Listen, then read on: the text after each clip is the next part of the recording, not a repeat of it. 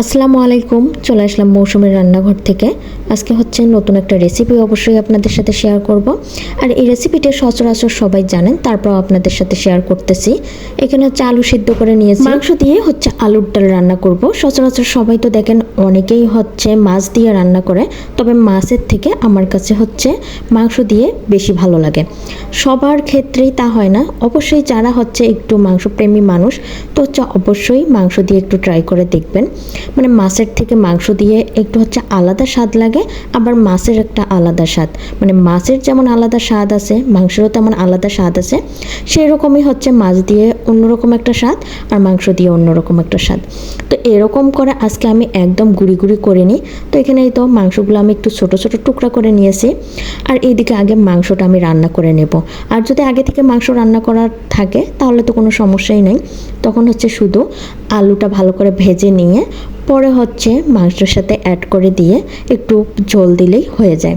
যেহেতু আমার আজকে মাংস রান্না করা নাই, তাই আগে হচ্ছে সব কিছু কষিয়ে মাংস রান্না করে নেব। আজকে একদম কিন্তু আমি আলুটা মিহি করে নিইনি, আলুটা আধা ফাটা করে নিয়েছি, মানে দুই ভাগ করে নিয়েছি। আর আলুর ডালটা অনেকেই মিহি করেই রান্না করে। আজকে কিন্তু এটা আলুর ডালও বলা যায় না, মানে আলু আধা ফাটা করে দিয়ে মাংস রান্না। তো এই রান্নাটা আমার মা করে, এত মজার হয়। সেটা হচ্ছে মাংস ভাজতে ভাজতে কালো হয়ে যায়, সেইটা দিয়ে আবার হচ্ছে এরকম করে রান্না করে, সেটার আরকম টেস্ট। আর আজকে যেহেতু আমি টাটকা মাংস রান্না করেই এর সাথে অ্যাড করে তারপরে রান্না করব, এটার অন্যরকম একটা স্বাদ। যাই হোক, মানে যত মাংস ভাজবেন সেইটা দিয়ে একটা কোনো কিছু রান্না করবেন সেইটার অন্যরকম একটা স্বাদ হবে, আর টাটকা টাটকা রান্না করবেন সেইটার অন্যরকম একটা স্বাদ হবে। তো যাই হোক, এইদিকে আপনাদের সাথে কথা বলতে বলতে আমার মাংসগুলো ভালো করে কষানো হয়ে গিয়েছে। আর আমি আরও একটু ভালো করে কষিয়ে নেব। আর এই কষাতেই আমি হচ্ছে এই তো আলুগুলো ঢেলে দিলাম। মাংসটা আমি ভালো করে সিদ্ধ করে নিয়ে একদম যখন আমার হচ্ছে কষানো হয়ে গিয়েছে তখন আমি আলুগুলো দিয়ে দিলাম। আর এই আলুগুলো দিয়ে ভালো করে কষাতে হবে।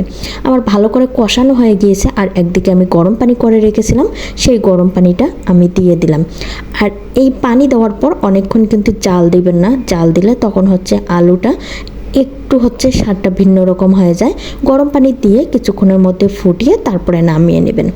আর আমি হচ্ছে এই তো গরম পানি দিয়ে দিলাম, শেষে হচ্ছে একটু জিরা গুঁড়াও দিয়ে দিলাম। আর জিরা গুঁড়াটা শেষে দিলে একটু ভালো লাগে, অন্যরকম ফ্লেভার আসে।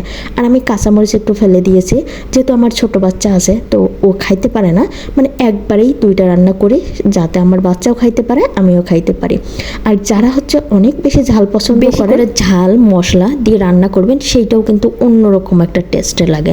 আমি কিন্তু আজকে একদমই মশলা কম করে দিয়ে রান্না করেছি, ঝালও কম দিয়েছি। বিশেষ করে এই রান্নাটা যদি কাঁচামরিচ ভেজে রান্না করেন অনেক ভালো লাগে।